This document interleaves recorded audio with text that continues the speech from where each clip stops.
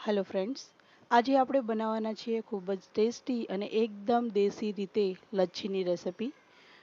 તો લચ્છી બનાવવા માટે આપણે એક તપેલીમાં અડધી તપેલી જેટલું દહીં લઈ લીધું છે. વજનમાં જોઈએ તો 500 ગ્રામ જેટલું દહીં છે. એમાં હું 8થી 10 ટુકડા બરફના એડ કરી દઈશ.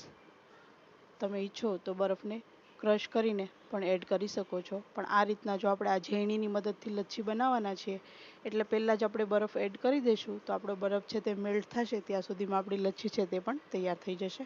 હવે આપણે આ રીતના ઝેરણીની મદદથી એને આ રીતના ફેરવતું જવાનું છે. પહેલાંના લોકો જેમ વલોણાથી છાશ વલોવતા ને એ રીતના આપણે આજે વલોવી અને લચ્છી બનાવવાના છીએ.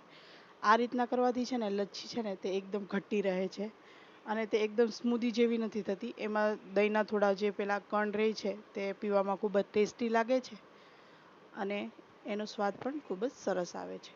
હવે આપણે એમાં છે ને 2 ચમચી જેટલી ખાંડ ઉમેરી દઈશું. ખાંડનું પ્રમાણ અહીં મેં ઓછું રાખ્યું છે. તમને વધારે સ્વીટ પસંદ હોય તો તમે વધારે ખાંડ યુઝ કરી શકો છો. હવે આપણે આને સતત આ રીતના ઝેરણીની મદદથી વલોવી લેવાની છે. આપણો બરફ ઓગળે ને ત્યાં સુધી આપણે આને આ રીતના સતત વલોવતા રહેવાનું છે.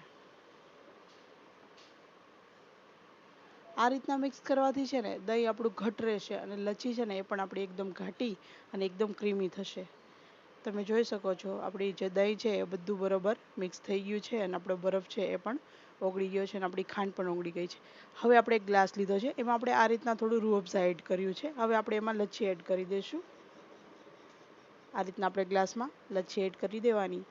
તમે ઈચ્છો તો આમાં અત્યારે આ સ્ટેપ ઉપર તમે બરફ એડ કરી શકો છો, પણ આપણે પહેલાં એડ કરી દીધો છે અને અત્યારે આટલી ઠંડી લચ્છીની જરૂર હોતી નથી એટલા માટે આપણે અત્યારે એડ કરતા નથી. આ રીતના થોડું આપણે રૂહ અફઝા ઉપરથી એડ કરશું.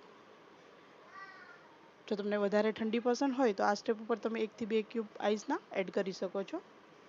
આ રીતના આપણે લસ્સીને સર્વ કરી દેવાની છે.